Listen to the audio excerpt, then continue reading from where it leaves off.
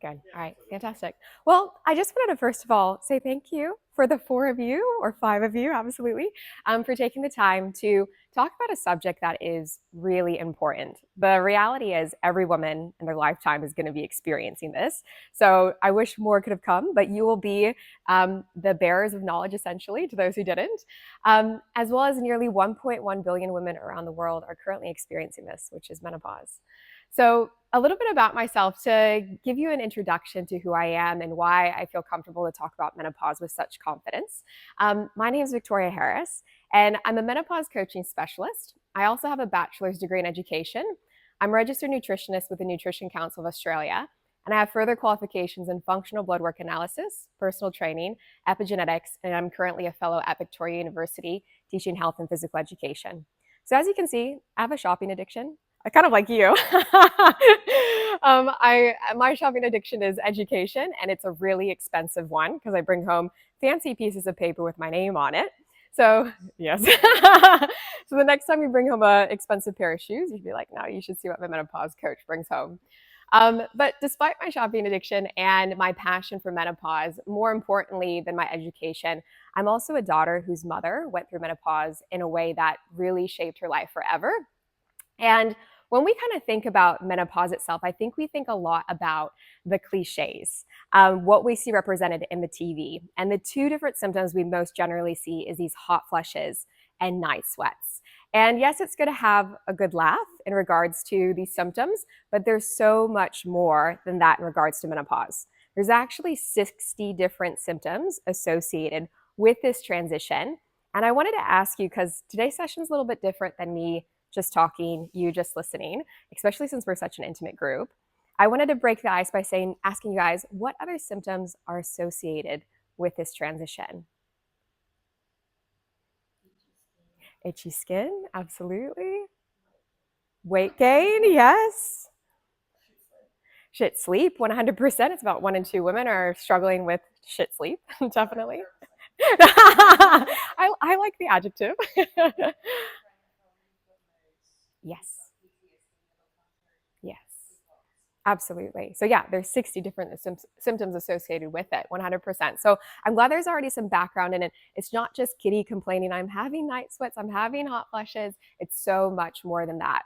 And for my own passion, what really ignited it in regards to menopause was my mom's own journey for her own menopause transition. She started experiencing menopause within her early 40s, going through what we call peri. And she had so much more than just these cliche symptoms we talked about before. She was struggling with sleep. She was actually a nurse working in the intensive healthcare unit, really just trying to find 5 hours here and there and just not nailing it. Constant battling with weight gain. She gained over 30 kilos. As you can see, this was a photo of my mom before she was younger than I was in that photo there, and then 30 kilos heavier as she has entered menopause. She had no motivation to exercise. She was dealing with depression, was being medicated for it. As she was going through peri, she was dealing with heavy blood clotting, painful periods as well. And on top of that, she was being diagnosed with chronic conditions like type 2 diabetes, high blood pressure, high cholesterol, and put on medication for those too. And on top of that, at all, she was also dealing with these intense menopause symptoms like the hot flushes, the brain fog, the migraines, and the night sweats. And that really kind of showed me as a daughter watching my mother suffer that menopause was so much more. And unfortunately, this was just the start of her journey. When my mom ended up the year that she turned menopause, she was dealing with osteopenia, so a decline in bone density, which you'll find out today is an aspect that happens as we transition through menopause. She was also dealing from the weight gain with bulging discs. And she went to her doctor saying, what can I do about that? And he said, well, what we can do is we can fuse your spine. We can put 2 rods in your back, we can fuse it, and that will support your back. So they did the surgery. She came out, she had the fused spine.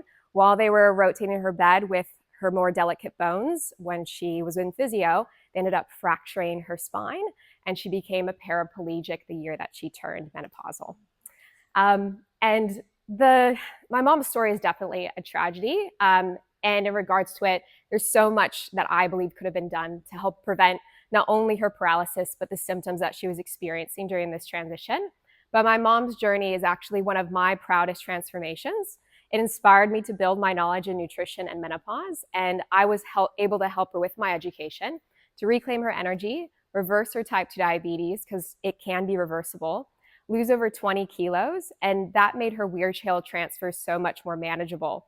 So that's my mom's before photo, just so much evident inflammation, to that after photo in her brand new wheelchair that previously she couldn't fit into. And when it comes to menopause, as I said, my mom's story really highlighted to me that menopause is not just the cliche symptoms, it can be a full-on health crisis. And for the menopause transition, it is truly a full body experience, from the change in regards to the hair follicles, the texture in regards to our hair, all the way down to issues like vaginal dryness. So there's so many different components involved with the menopause experience.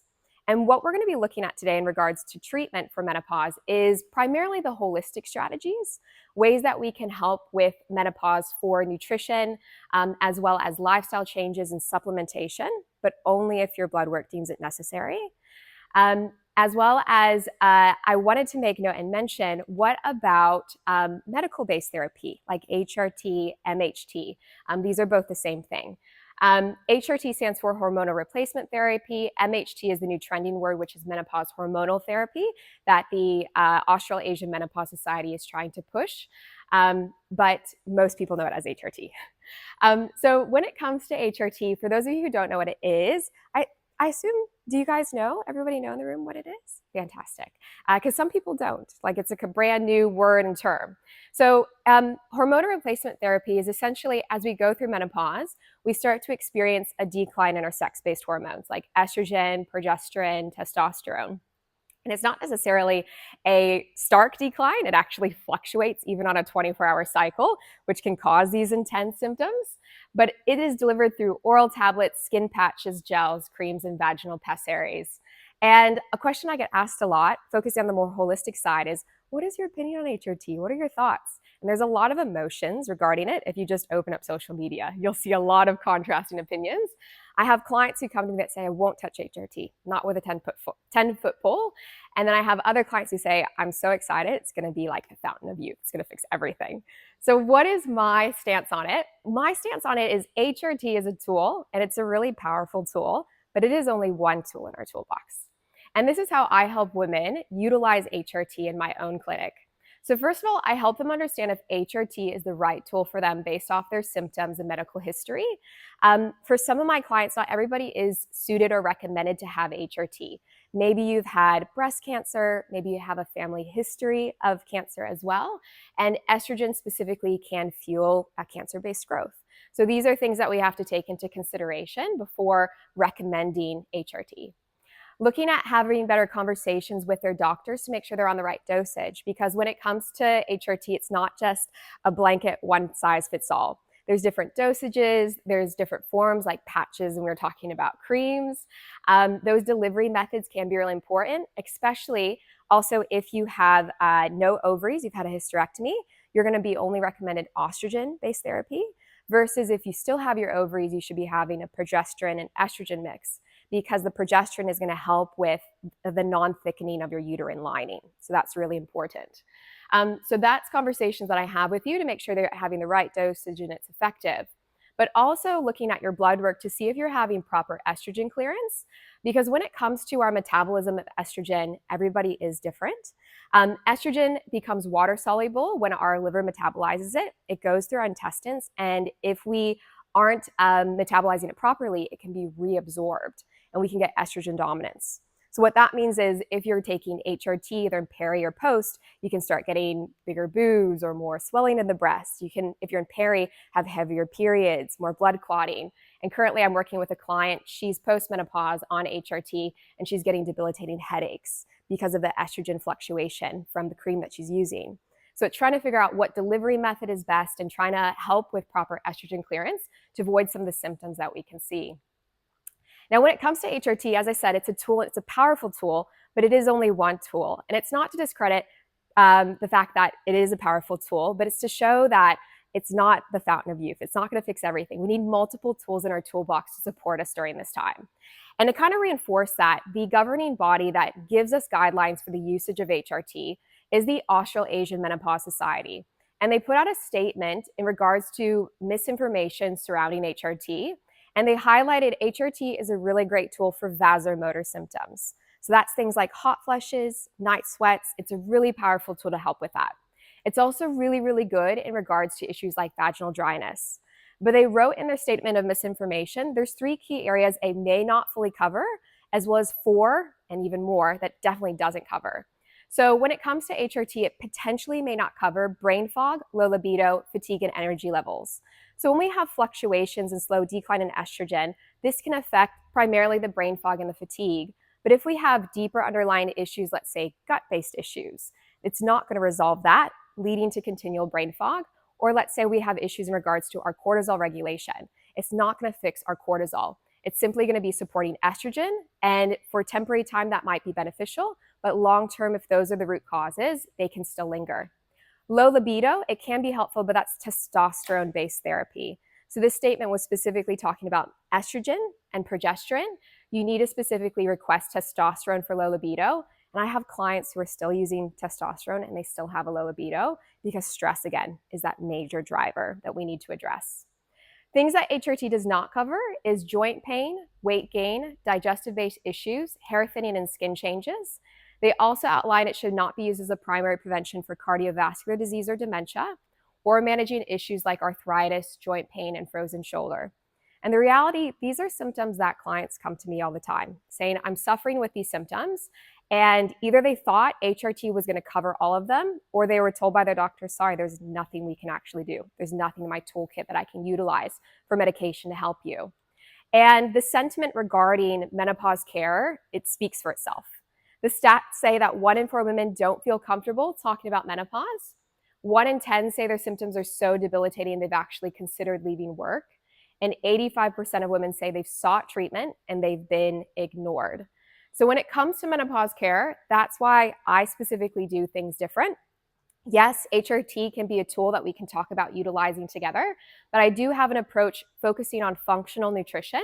So if you've never heard of that, it's addressing the root cause, and we find that root cause through blood work analysis.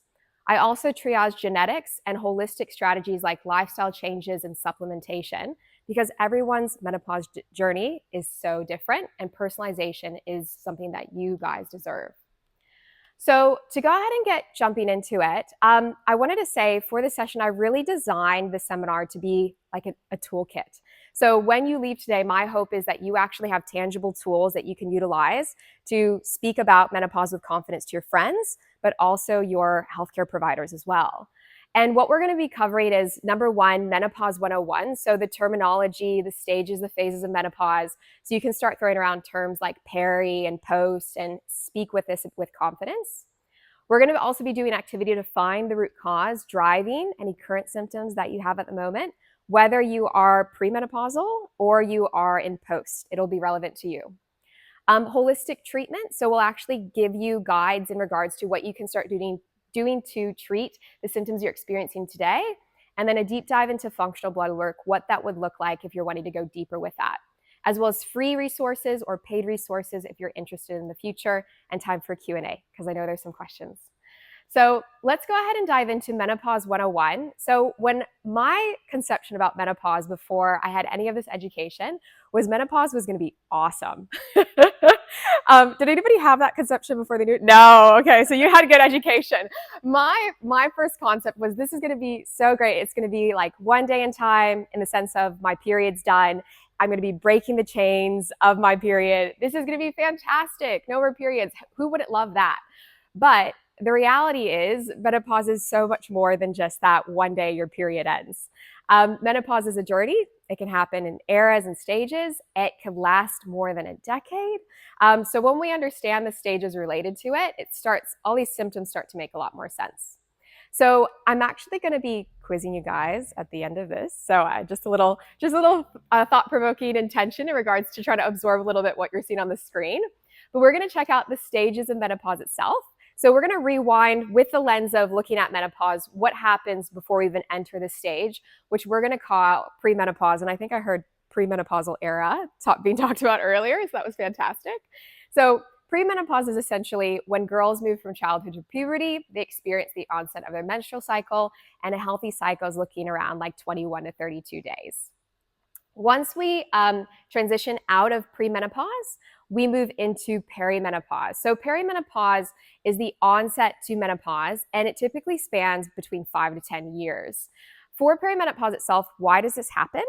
It happens because as women, we're born with a finite number of eggs. We're born with around 300 to 4,000 eggs, and as we go through each cycle, we lose a number of eggs, and by the time that we hit peri, our eggs are in critically low reserves.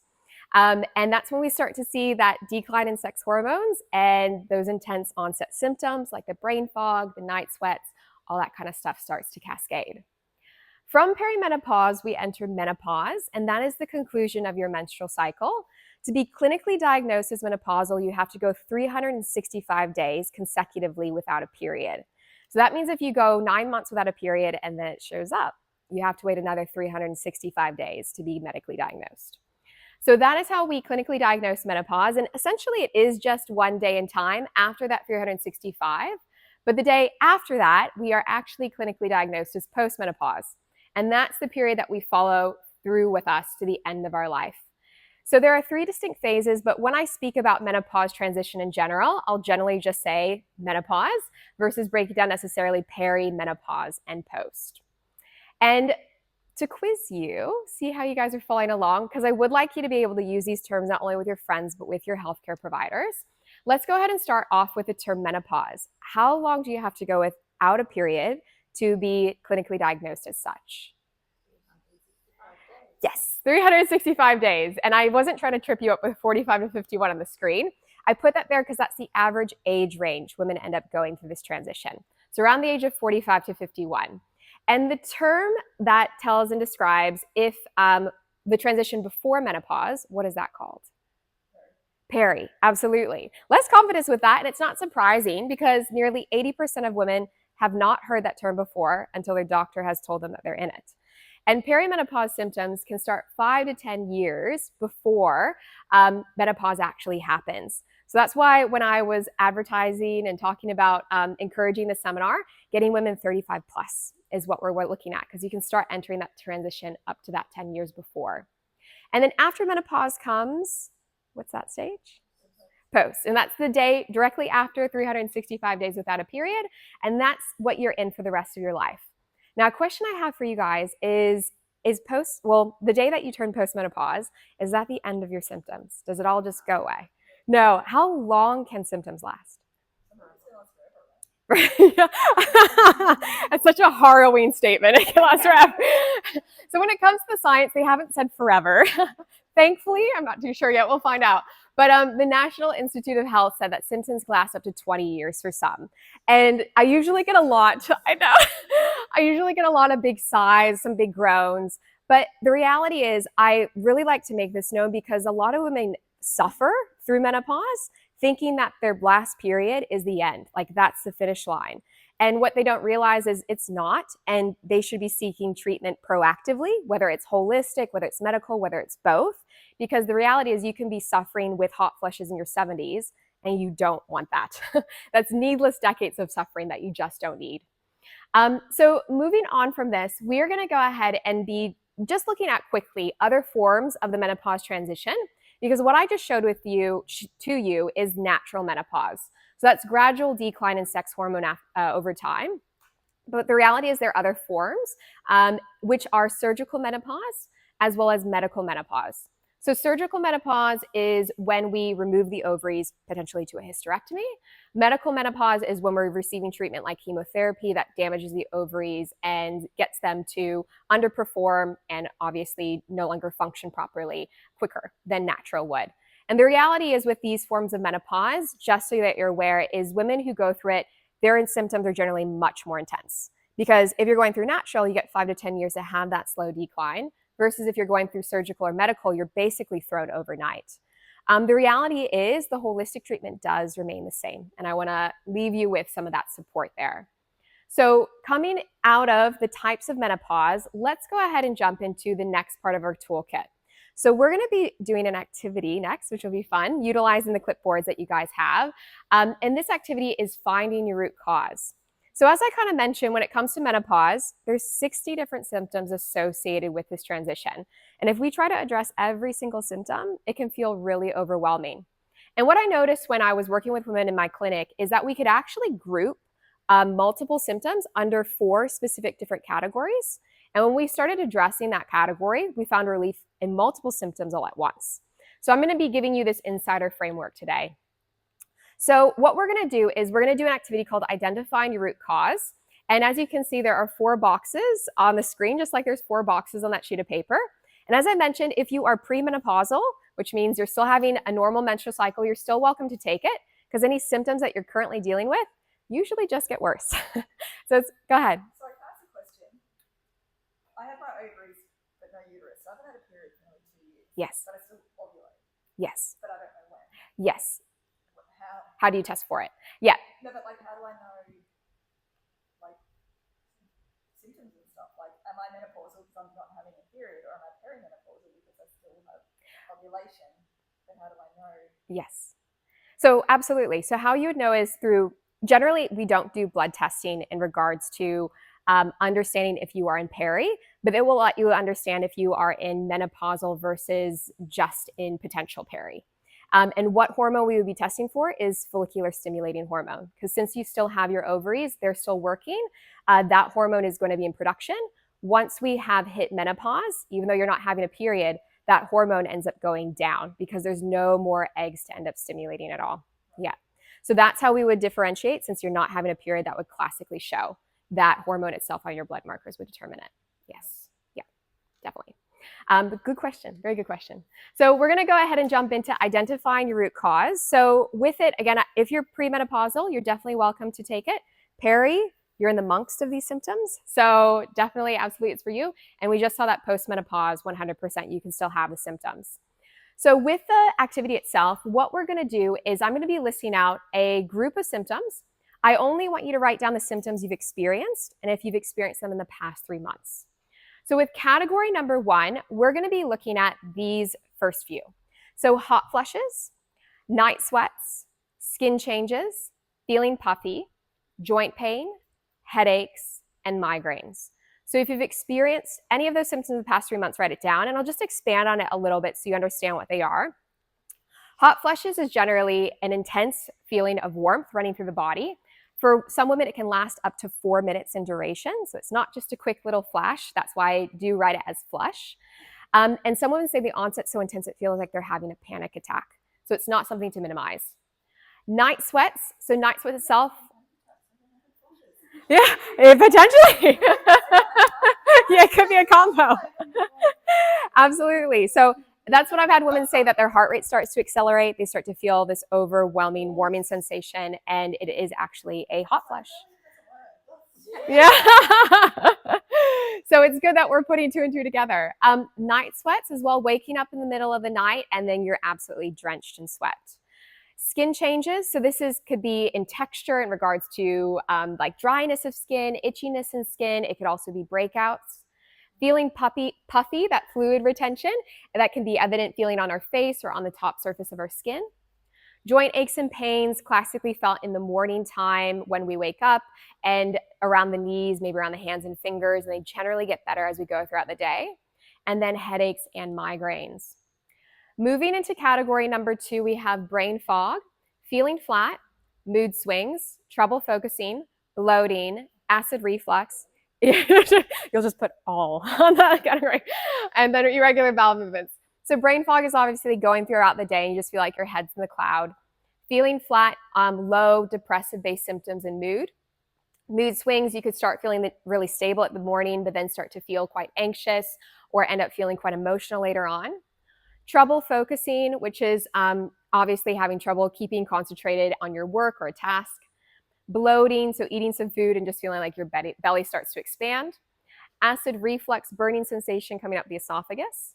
And then irregular bowel movements, having constipation and or diarrhea. From this category, we have chronic fatigue, tired but wired, broken sleep or insomnia, muscle soreness, and morning specific hot flushes. So chronic fatigue, waking up potentially having a good 8 hours of sleep, but just feeling like we're completely exhausted throughout the day. Tired but wired. So when it comes to actually going throughout the day, we're tired, but as soon as our head hits the pillow, we're like, brain is racing 100 kilometers an hour. Broken sleep and or insomnia. So broken sleep or waking up multiple times throughout the night. Insomnia is struggling to fall asleep. Muscle soreness. So this is like having DOMS, but not just because your coach is pushing you hard, because that is normal, but muscle soreness in regards to potentially you didn't do any working out and the next day you feel sore, or you did a hard workout. Well, it doesn't have to be hard, but you did a workout in the gym. And instead of just having like a typical 3 days of DOMS, we're pushing out to 7+. So you're struggling with recovery. And then morning hot flushes. So this is within the first 60 to 90 minutes of waking up. You're experiencing a hot flush, which is actually called a cortisol awakening response. We'll talk about that soon. And then in the last category, we have bladder changes. So this is generally related to issues regarding incontinence. Low libido, so a drop in sexual desire and intimacy with your partner. Pelvic pain, so pain during intercourse. It doesn't necessarily need to be pain during intercourse. Even just wearing potentially a tight pair of jeans can feel really uncomfortable or painful. Prolapse, so having issues of the descension of the vaginal organs, or even like the anal organs as well. And then vaginal dryness, which can lead to issues with intimacy. So if any of those issues you've experienced in the past 3 months or beyond, you can write those down. So we're going to go ahead and start revealing what each major root cause is, and then ways we can start addressing it to help triage some of these symptoms. So when it comes to the hot flushes, the night sweat, the skin changes, those are all related to issues regarding low-grade inflammation or high-grade inflammation. Brain fog, feeling flat, mood swings, those are all related to issues regarding our gut health. And I think some people find it really interesting because they don't realize how much our mental health is associated with the state of our gut. Next, we have our cortisol and sleep-based issues regarding the fatigue, the tired but wired, the insomnia, the morning-based hot flushes. And then last but not least, those bladder changes are related to pelvic floor and generally pelvic floor dysfunction. Now, if you have been struggling with weight gain during this transition, because that's very, very common, these are generally related to issues 1 to 3. So inflammation, gut health, as well as sleep and cortisol. And that's why women during this transition find weight loss really, really frustrating, because they say, I'm eating less, I'm moving more, and nothing's changing. And until we address those root causes of the low-grade inflammation, gut health, and sleep and cortisol, that's when we can really see change happening on the scale. And I've had clients come in saying, I've been on HRT, and HRT isn't used for weight loss, but they're not seeing change. They've been on Ozempic. They might see 1 or 2 kilos come off, but nothing's changing. They're on restricted 12,000 calorie diets. Nothing's changing. But when we address these 3 root causes, they finally see the kilos start to come off. So now moving from these root causes, we're going to start addressing ways to start managing it. But I do want to highlight that wasn't all 60 symptoms. Oh, your face, you're lit up for a second. Wait, go ahead. Oh, you're getting are you getting dizzy? Yeah. Oh no. Well, I get it all the time now, and I'm like, okay, so this is making sense. I thought the screen was giving you vertigo. You're talking about the symptom on the screen. Yes, absolutely. That is one aspect that can happen absolutely with menopause. Estrogen decline can affect our vestibular system. So yes, so when it comes to menopause, there's over 60 different symptoms associated, and that wasn't all the extensive 60, those 4 categories. So I like to call these standalone symptoms like the frozen shoulder, the vertigo, the itchy ears. And these are all things that I address deeper in the Menopause Hub, which you guys have an opportunity to get free access to for 7 days, and we'll talk about that later. But what we're actually looking at is the 4 root causes, and this is going to be in the free menopause manual you get today. Specifically, the nutrition-based element we're looking at. and what's the men's version of menopause? Andropause. Yeah, and that's the actual clinical term. And it's the thing is, for women, it's directly, like within this very short time period. For men, it's just decades, and it's a very, very gentle, slow decline. So, yeah. So yeah, they get like low libido and like obviously lower testosterone production, and then they can get the beer belly kind of stuff as well, but it's not something as intense as we like women go through. So I wish there was an equivalent so he could be punished with me, but no. But that's okay. So we're going to look at now the holistic treatment, and I would love to talk about all 4, we'd probably be here for a few hours, and some of you might actually love that. But in regards to the saving those of you who do have plans afterwards, we're actually going to focus on one major area based off of what your guys' root cause was. So I want you to raise your hand based off of which symptom was the most severe, and if all category, and if all of them were severe, just keep them up. But when you had the first category, inflammation, who had that as a top root issue? Just you. That's okay. No worries. I'm just saying, yeah. Oh. All of them were like, most of them. Yeah. I think the second one, I had all of them. Yeah. So gut health was primarily the big one for everybody? Yes?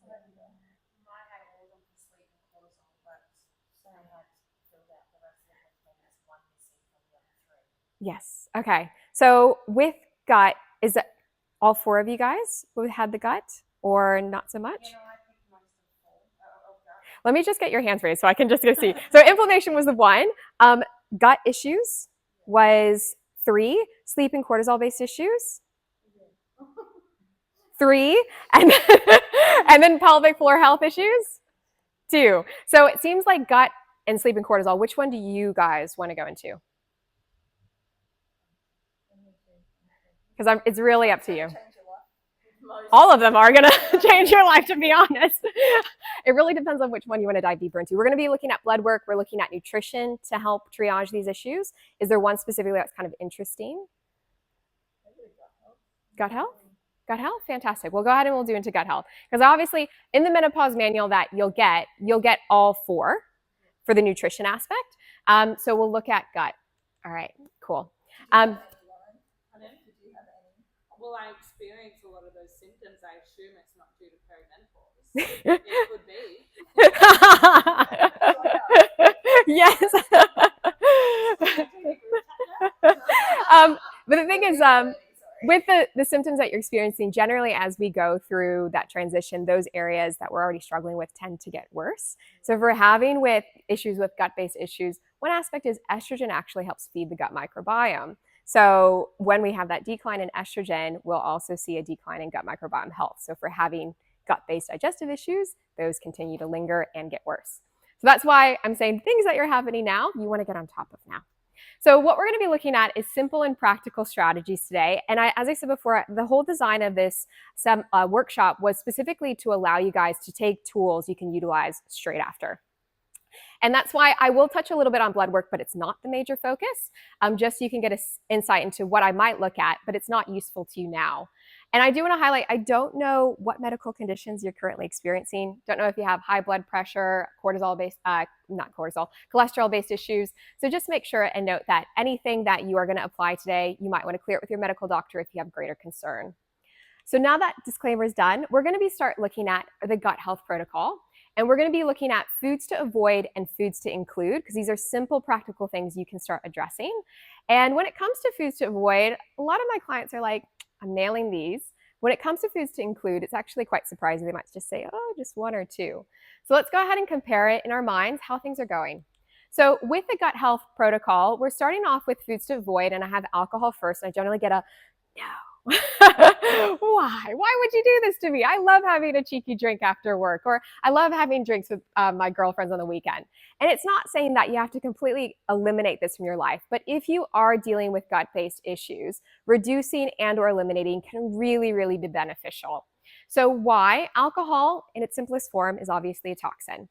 Alcohol irritates the gut lining and increases something called intestinal permeability. So our gut is actually made of tight junctions, and alcohol spreads these junctions and damages it, allowing endotoxins to enter the bloodstream. So that's not something we want to have during menopause, because this can disrupt microgut biome balance, which is attached to things like our immune system, our mental health, and it can worsen things like bloating, reflux, as well as irregular bowel movements. Another aspect that we want to be avoiding in regards to food is processed and refined carbohydrates. So a lot of women during this time potentially are experiencing crashes midday in regards to their energy. They might be experiencing with pro-inflammatory foods like inflammation, joint aches and pains, which aren't related to this gut health area, but could be inflammation too. So just trying to correspond the two. So processed and refined carbohydrates like packaged snacks, white breads, pastries are all quite pro-inflammatory. They feed our pro-inflammatory gut bacteria. They can spike our blood sugar, and when our blood sugar drops, that's when you get that mood swing and change, and our energy levels crash. And it has that key relation in regards to issues like insulin resistance or type 2 diabetes as well, things that my mom experienced as she went through this transition. Looking at number 3, artificial sweeteners. So sugar substitutes like aspartame, sucralose, saccharins can disrupt the gut microbiome diversity, increasing cravings for high sugary foods, and slow down gut motility, making issues like constipation worse. Sometimes I get questioned in regards to things like more natural, like monk fruit. Have you guys heard of monk fruit as a sweetener? That one actually is really beneficial. It's a plant-based derivative, and that one actually has benefits in feeding microgut biome diversity. Looking at number 4, dairy for sensitive individuals. So when it comes to the menopause transition, women will start to experience food sensitivities that they've never had before. One aspect in regards to dairy is as we go through hormonal changes during menopause, we can actually have lower lactase enzyme production, making dairy harder to digest.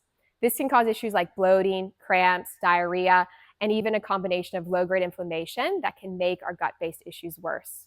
So if you are dealing with a dairy sensitivity, potentially switching out to A2 milk versus having A1, which is a bit more pro-inflammatory, can be beneficial, or like a plant-based milk would be the alternative instead. Looking at number 5, gluten-containing grains for sensitive individuals again. So having issues in regards to the breakdown and digestion of gluten, which can open up the tight junctions within our gut, increasing our blood levels like zonulin, so we can even see if there's a sensitivity going on. This can create issues with low microbiome gut diversity, and it can contribute to that brain fog, irregular stools, as well as the bloating. So how many of you guys are nailing foods to avoid? Are you doing quite well with them? Little shakes of the head. That's good. That's good. We'll go ahead and we'll check out foods to include. So here's some foods to include in regards to gut health and how we can start improving our gut health specifically during menopause. So number 1, eating 30 different plants per week. Has anyone ever heard that study before? No. Okay, so this is brand new. So this is a study actually done in the UK. It was Project Gut Health. And what they actually did was they ended up testing individuals who ate below 30 plants a day, and their microbiome diversity was much more poor, like nearly half the amount of diverse, healthy bacteria as it should. And that's the whole key in regards to good gut health, is having a diverse amount of bacteria, versus people who ate 30 plants a week. They had a healthy, diverse gut microbiome. Let's say you're eating 60, there really wasn't a massive jump in gut biodiversity if you were eating more plants past 30. So what am I talking about when I'm talking about plants? I'm looking at things like chia seeds, looking at things like nuts, looking at things like lentils, looking at things like spinach. We're not looking at dairy products. We're not looking at meat products. Just the grains powder. Does that cover that? Yeah, like grains are an aspect of it. 100% oats, definitely. Oh, greens powder. Yes, I thought you said grains powder. So no, greens powder, yes and no. We always want a food first approach, to be honest with it, because we're going to get way more vitamins and minerals and fiber along with it. So I wouldn't be counting all the different ingredients in the greens powder. I'd really try to focus on that food first approach. Maybe you could just put it as one. But definitely, when it comes to plants, I actually do this activity with all my clients. I get them to write how many plants they're eating, and the majority, they're in the teens. So like 12, 15, and by the end, we're trying to get them 30 plus. So when we have 30 plants eating that consistently, we have a more diverse gut microbiome, which means long-term gut health, better immune balance, and improved hormonal regulation as well.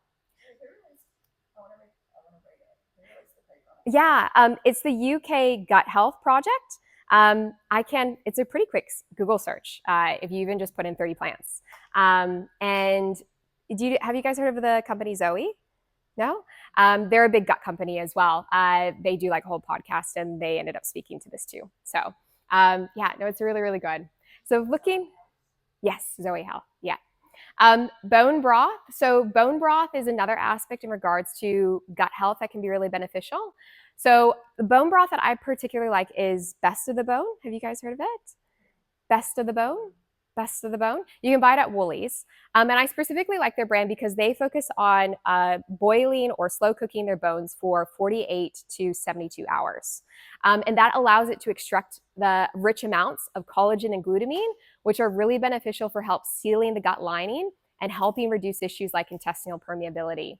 So how you would end up utilizing something like bone broth is you put 1 teaspoon of the bone broth, so it's not a lot, into 250 ml of warm water, like brewing it like a tea. And that has a therapeutic dosage if you're really dealing with severe gut issues, versus having more of a maintenance style. That's 3 to 4 cups we're looking at per week. So bone broth, and don't fall for, I had some clients come in saying, I have Campbell's soup. I found this Campbell's soup is doing like bone broth. And Campbell's soup, I looked at the back, they steep them for 3 to 4 hours. That's what you cook vegetable soup for. So definitely not getting the beneficial amounts of collagen and glutamine necessary for healing the gut. Looking at ginger tea. So ginger tea stimulates digestive enzymes. It can help upregulate like our stomach acid, which can actually be really beneficial for breaking down our food and extracting enough nutrients properly. It reduces inflammation specifically within the gut lining. It can help ease nausea and sluggish digestion. And ideally, we're wanting about 1 to 2 cups daily in between meals. Ginger tea, how we can utilize that is freshly sliced, steep it in hot water just like you would, like brewing a tea, 5 to 10 minutes, and drink it from there. From there, we have number 4, prebiotic-rich foods. Have you guys heard of prebiotics, probiotics, and do you know the difference? Heard of it. Okay, well, at least you're aware. So prebiotics is the foods that actually feed the diversity of gut microbiome. Probiotics introduces more bacteria into the gut to help with adding diversity. So prebiotic-rich foods are leeks, onions, garlic, asparagus, artichoke, and legumes. They contain fibers to feed this beneficial bacteria, and we're wanting to aim for 1 to 2 servings daily. So 1 to 2 servings is looking like a half a cup of cooked vegetables, half a cup of legumes, looking at 1 to 2 raw or cooked cloves of garlic, or a quarter of a cup of raw onions and leeks. Now, moving into fermented foods, how many of you guys are into fermentation? No, I see the shaking head. Yes, that's good. That's good. So fermented foods are the probiotic sources. They actually create healthy bacteria that we can introduce into the gut to help have a wider diversity. So sauerkraut, kimchi, kefir, unsweetened yogurt, and I put if tolerated because if you do have dairy intolerance, those dairy-based products may be a bit irritating if you're sensitive.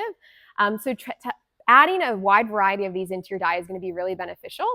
And when we're looking at dosage, we actually don't need a lot. So recommendations are 2 to 3 servings daily, and a serving is a tablespoon. So that's nothing. So simply throwing in some kefir into your smoothie, simply putting some kimchi on top of your poke bowl, those are all going to be adding probiotic-rich sources that will help your diversity of the gut microbiome, but improve digestion and help regulate your immune activity for your gut as well, because nearly 80% of your immune system is housed within the gut. And I do want to highlight fermented food is quite popular at the moment. So there's a lot of shelf-stable brands coming out. And the reality is if it's not refrigerated, it's been gone through a pasteurization process to make it shelf-stable, which means they kill all the bad bacteria, but also all the good. So literally you're just eating tangy cabbage. So definitely make sure you're getting refrigerated, and if possible, check the ingredient list to make sure there's no nasties in there. When you say unsweetened yogurt, I make my own yogurt. Yeah. Because it's expensive to buy the non-sugar Yes. ones.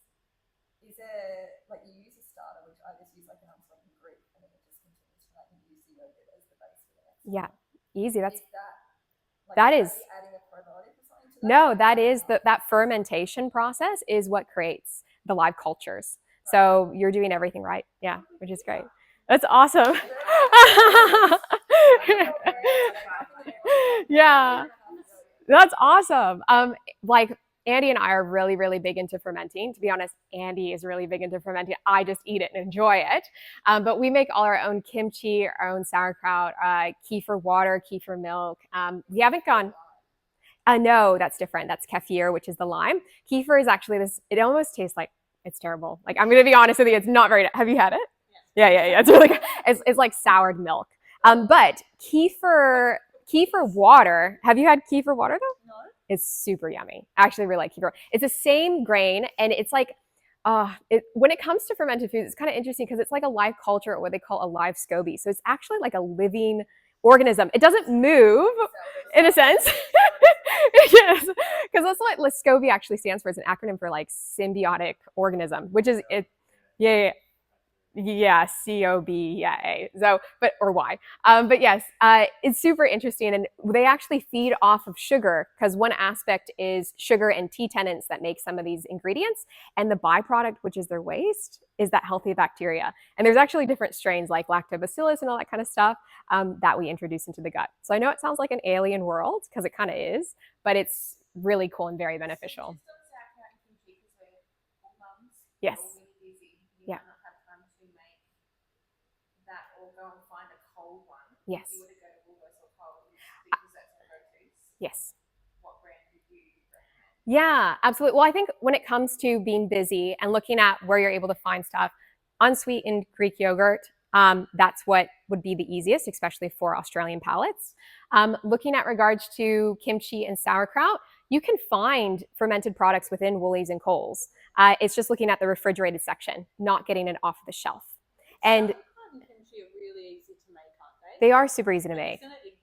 Because all it is it's basically, well, Andy is he actually makes all the recipes on the Menopause Hub because he's a chef by trade.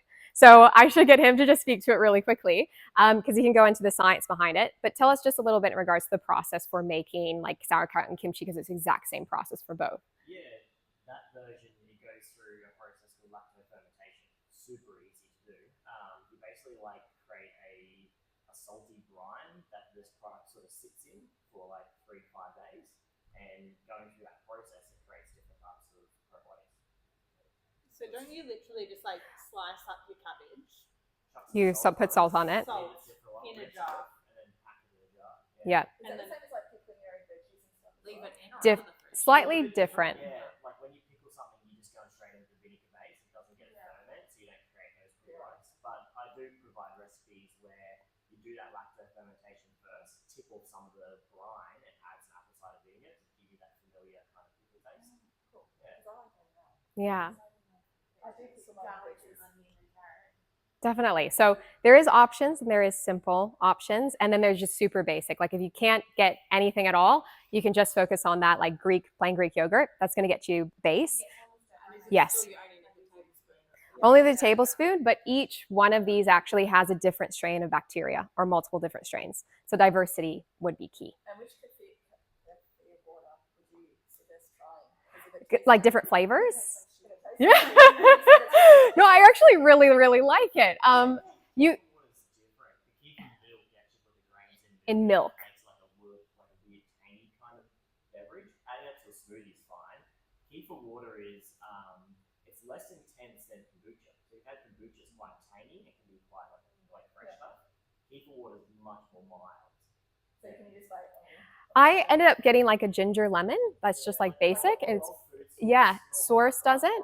And it's cool because it goes through its own natural carbonation process well. So if you end up getting inspired and make it at home, it'll be like essentially dancing and bubbling while it's fermenting in the jar. So it's pretty cool.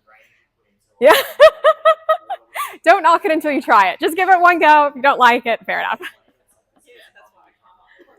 Yeah. It's actually it's like a carbonated sense water, which is just like a light flavoring, whatever flavoring you want. It's very cool. So I'm glad you guys love the fermented food. We could talk about it for a while. And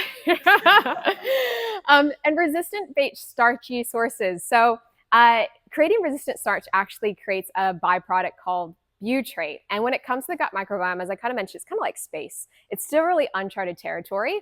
And scientists are still trying to mark out all the different forms of bacteria and which ones are beneficial, which ones are not. Butyrate is one that they've marked as very, very beneficial, and it has a really, really great response for helping with the gut. And resistant-based starches create butyrate. So when we cook and cool our potatoes, some of you guys may have heard of these methods, that cooking process, that cooling down process creates that resistant starch. You don't need to eat it cold. You can reheat it up, and that resistant starch is still there. Green bananas, lentils, oats also have resistant starch or create resistant starch. And this bypasses the digestive system and feeds gut bacteria in the large specific intestine, giving it that healthy amount of butyrate. So that's something pretty cool that you can add into your gut health protocol as well. So really simple, specific things that you can avoid include, how many of you guys found that interesting in regards to foods to include? Some things to add in, rotation? Fantastic. So we're going to look at just a glimpse into functional blood work in my world. Like where would I go in regards to going deeper with your health experience if you're dealing with gut-based issues? And a big aspect that I look at is specifically blood work. Sometimes I get questions of why don't I go into gut microbiome testing? We can, but the reality is the science behind it, there's still a lot of work to be done. They actually did a study where someone ended up taking their stool, same stool, they cut up into different sections, they mailed it off to different companies, they got the test back, and each test had different results. So there's still a lot of work to be done, I think, in regards to stool testing, but blood testing is still a really gold standard to help us actually understand and see what's going on underneath the surface with our gut, interesting enough. And when it comes to blood work, I look at something called functional ranges versus what a doctor looks at as conventional ranges. Because I get clients come to me and they've gone to the doctor and the doctor says everything looks normal. I can't see anything going on. And it's not that a doctor doesn't care or that he doesn't want to help you, but the reality is doctors look at something called conventional ranges. So how they help treat us is they utilize medication. And unless you're in a state of disease, they don't have medication to provide you or tools to provide you to help you with your situation. Versus what I look at is functional ranges, so it's very, very narrow. And we're looking at when your levels are in the optimal range versus when they start to become needing to be monitored, at risk, urgent attention. And that's when we start to notice these symptoms like the brain fog. We start to notice symptoms of regards to itchy skin or joint aches and pains before it actually transfers into a disease-based state. So we're not only proactive with your health, but we're addressing the root symptoms that you're also starting to experience. And I really want to highlight, just because your doctor says we don't have medication for you, there's so much more that you can still do to help manage what you're feeling. And in regards to blood markers, this is just a bit of insight into what markers I actually test for in regards to your blood work. So we cast a big net to see what's underneath the surface to really address what the root cause is. So I look at kidney function, electrolytes, protein levels, comprehensive blood panel, iron, lipid panels, thyroid function, hormones, and additional markers that look at inflammation from homocysteine, your fasting glucose, all the way to minerals like vitamin D, B12, folate. And to kind of give you a bit of an understanding of what we might start to look at for personalizing gut health. Oh, sorry. He just wanted to get amongst it. So when we're starting to personalize gut health, these are some of the blood markers you can look at. And I don't like to make this information, hide it to myself. I like to make it public and open, because some of you may have blood markers that you've recently had from your doctor, and you can start comparing them to the functional ranges, which I start listing below, to see if it's something actually worth investigating with me one-on-one. And this is actually accessible through the Menopause community. We don't have it in that free manual, the blood work markers. But what areas you can start looking at is CRP. So this is C-reactive protein. It can give us insight into whether there's issues regarding dysbiosis, so an overgrowth of unbeneficial bacteria, issues with leaky gut, so opening of those tight junctions within the gut, creating an issue of endotoxins leaking into the bloodstream, or unresolved infections. We also have zonulin. So zonulin suggests weakening tight junctions. And it's one of those things that, like, if you have a gluten sensitivity, we can start addressing, because gluten will actually open up our tight junctions, allow us to release more zonulin into the blood. So it's a great marker to test. Vitamin B12 and folate. So we can test these levels, and if they're suboptimal, they can give us insight to chronic gut inflammation, SIBO, low stomach acid as well. We also have further markers like ferritin and iron studies. So if we're seeing a deficiency in regards to our iron, it can give us insight into impaired gut absorption, if there's issues with gastritis, parasitic potential infections. Omega-3 index, so omega-3 to omega-6s, this can be looked at your lipids, your HDL, your LDL cholesterol levels. This can give us insight into low-grade inflammation that can worsen gut symptoms. And then liver and detoxification markers like GGT, ALT, AST, bilirubin, they can give us insight into detoxification pathways. And if there's any elevation, we can address that through like nutrition, but also supplementation as well. So this is just some ways that we can start not only just addressing based off of foods to include, but foods to avoid, but blood markers. As I mentioned, I didn't want to go too deep into it because it's generally not what most people can apply on their own, but is available if you want to investigate it further. So how do we kind of put this all together, and what resources are available for you afterwards is what we're going to go into. Obviously, there's a free menopause manual, but I did want to share a little bit of a journey in regards to a client who was dealing with specifically gut health based issues and how we triaged their symptoms, looked at their blood work to help them find symptom relief. And this is a story of my client, Joe. I actually I wrote her testimony on her phone because it's a brand. Okay, I'll utilize that in a second because she actually just came through the program, so I wrote down her testimony to read from word. But I'll give you a bit of background in regards to Joe. Joe actually lives in Goulburn in New South Wales, so kind of way out in whoop whoop. She actually like does too many things. She is like lead of the agricultural center there. She hosts like different community programs. She's a very prominent figure within her community, and the biggest issue was she wasn't just dealing with menopause, she was also dealing with a triage of symptoms. She was diagnosed during this time with fibromyalgia. She was diagnosed during this time with celiac disease, so lots of gut-based issues, lactose intolerance to top it all up. And in the middle of Goulburn, where it's like generally freezing during winter, she was describing, I was doing my hair and I was like sweating, like absolutely drenched in sweat from hot flushes. And to give you a little bit of background, so this is just in her own words in regards to, I think this is where she was at before. I thought I was eating well, but I was just putting on weight and felt like crap. I was having really bad hot flushes. I do my hair, ended up literally soaking wet. It was just insane. She talks about, we ended up doing a protocol together, one-on-one with her blood work. The protocols are so easy. The recipes have really opened my eyes to nutritious foods. I know that what my body actually needs now and what I need to do to stop feeling hungry. I have more energy, more mental clarity, and this week my hot flushes have been non-existent. What Vic has introduced me to has been life transforming. It's helped me through a horrible stage with my body, and the differences in my mental clarity and energy was almost immediate after the gut reset, which is a part of the protocol we do together, which is huge. So someone who literally felt like they couldn't eat anything from red sauces to dairy to bread-based products to being in a better state where she can actually have the mental capacity to do such an intensive job within her own community. And that's how we kind of put it all together for clients. And it's not just Joe's story in isolation. We've been lucky enough to take hundreds of women through the program and have multiple 5-star reviews on Google reviews, as well as transformation stories, just like Joe's, but also like my beautiful mom as well. And I really want to highlight when it comes to this journey, I want to mention I'm not only proud of these women, but I'm also proud of you guys because which you're like, why?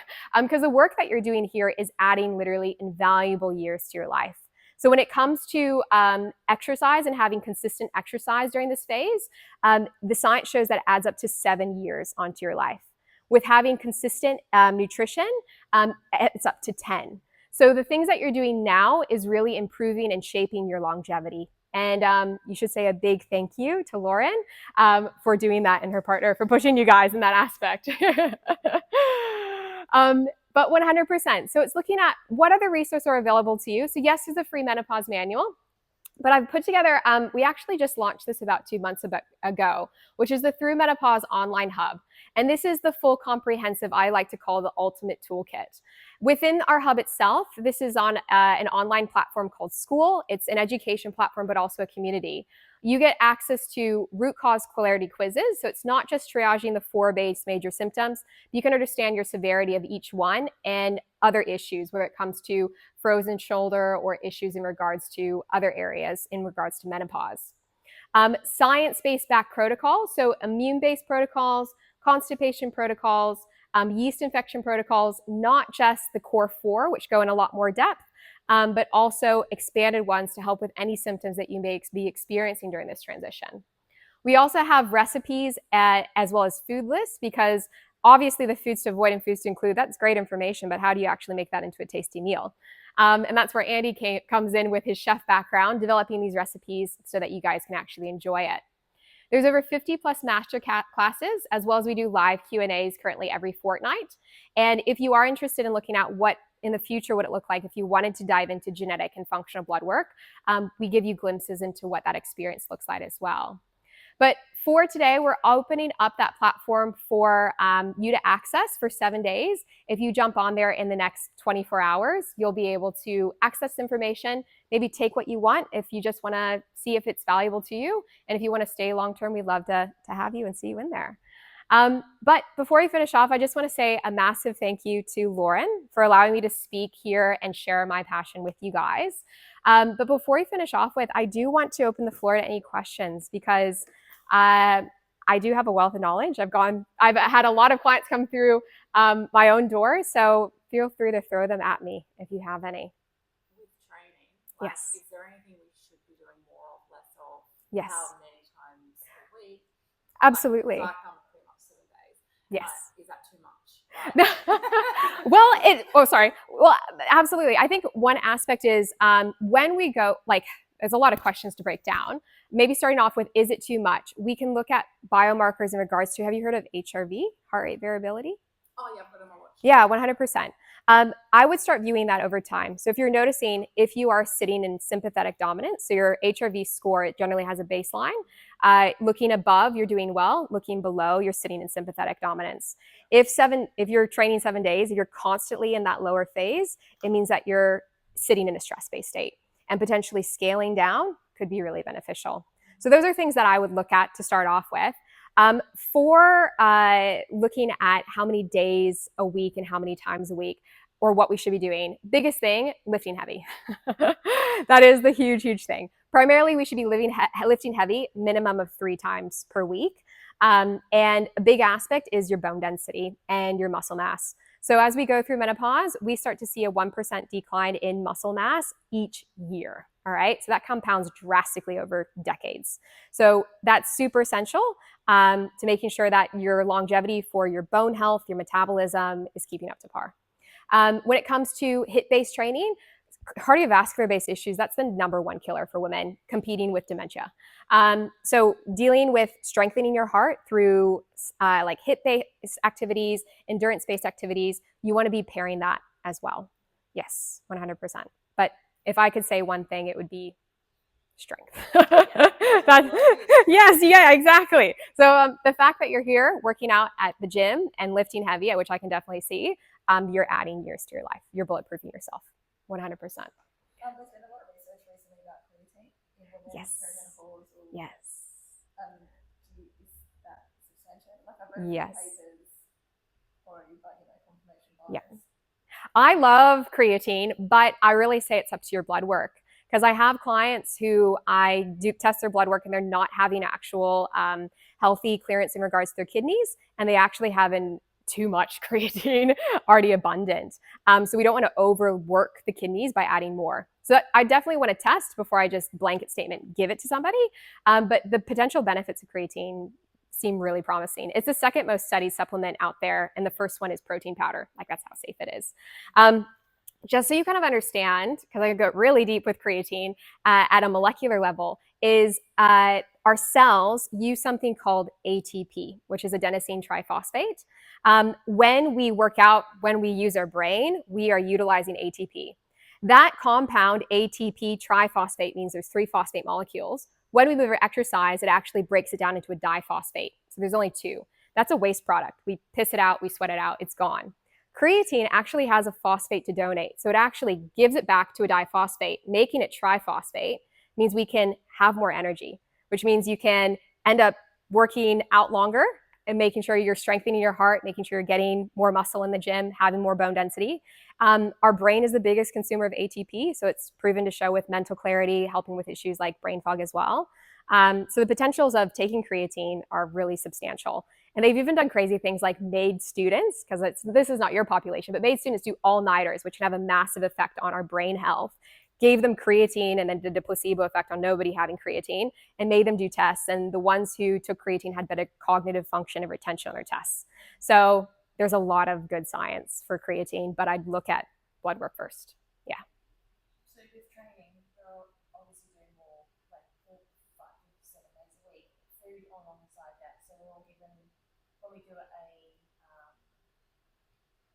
6-way challenge. Yes. We get like a calorie, so we're all different calories, but should we be on different types of calorie deficits because we're going through this compared to someone who's in their 20s at maybe similar heights, similar weights? Yes. I think when it comes to the calories, we don't want to be going on the low end of the calorie spectrum, which I assume like Lauren would definitely be taking that into consideration. So definitely not 1,200 calorie diets for any of you guys.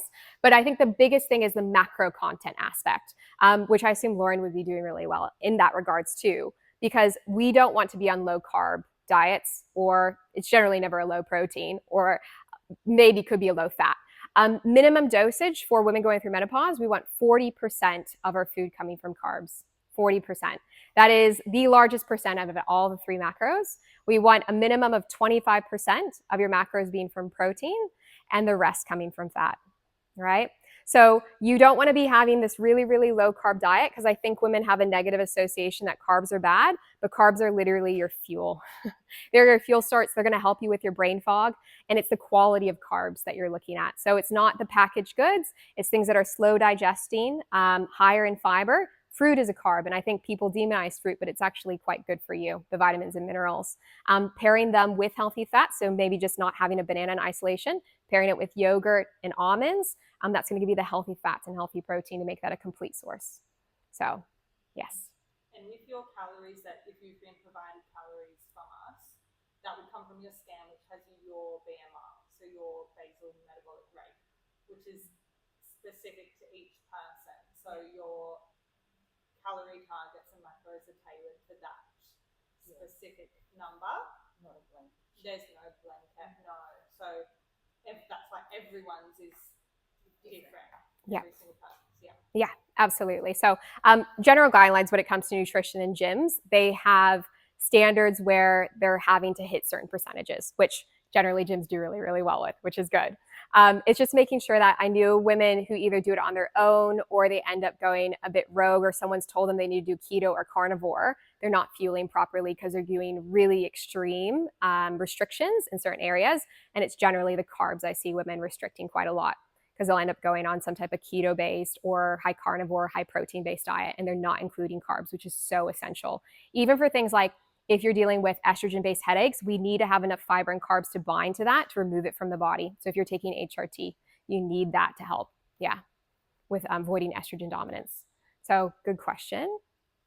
Any other? With the links between estrogen and breast cancer, Yes. is there formulations of estrogen supplements that are better for you that reduce your risk, like the oral dose, which used to be like the stock standard, everyone took 50 milligrams or whatever, but then there was like a spike in estrogen-based breast cancers because it wasn't tailored to the individual person. Like, is that using a cream or Yeah. something better? So what I think you're specifically talking about is systemic versus non-systemic.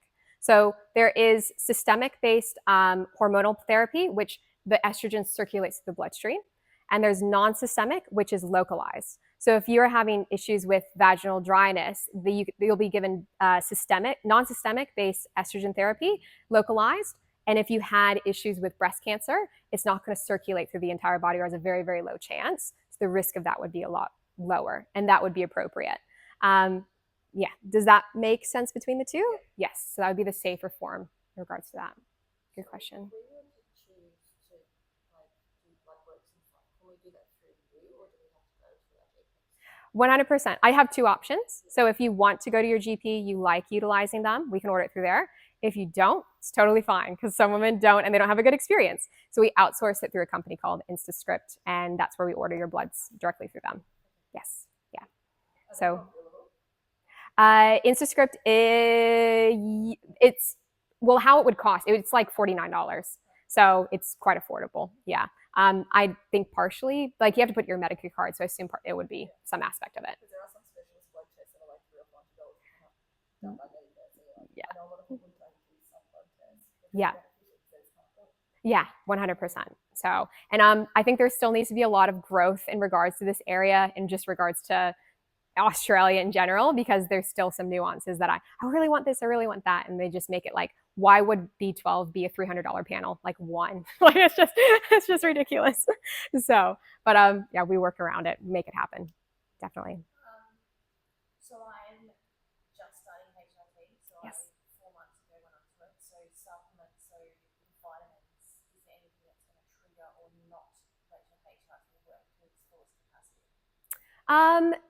No, nothing that I'm aware of. I think the biggest thing when it comes to, like, there's no contradicting indications when it comes to food regarding HRT. It's literally looking at number one, is your dosage effective enough for the symptoms that you're having? And are you getting any side effect symptoms from taking the HRT itself?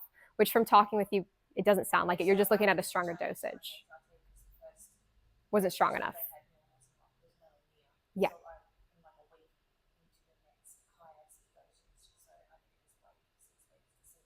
Yeah, absolutely. Yeah. Yeah, none of that's going to bind to estrogen itself, and none of it's going to like counter interact with it. I would just say in general, it's nice to be able to screen to see if there's any deficiencies underlying underneath the surface, because you're going to assume, hey, my HRT isn't working. Maybe I'm still having brain fog, but maybe your brain fog is actually related because your vitamin D levels, your iron levels are actually really suboptimal, and that's what we should be addressing versus keep increasing your dose, increasing your dose, increasing your dosage. Yeah. So, but no, that's a good question. Anything else? Sounds like it. So thank you guys for taking the time again to join me. We'll be sticking around, so if you do have any further questions, you're welcome to ask. Feel free to take that paper with you, because at the bottom there's a QR code, and if you're wanting to just see what's in the hub, if the information would be valuable, you want to take some information with you, go for it. And we'll be also here to talk about functional blood work if that's something you'd want to go on that route too. So thank you guys for your time. Yeah, absolutely. Thank you. 100%. Well, I'll grab the clipboards from you guys. Absolutely. Thank you. You're welcome. Definitely.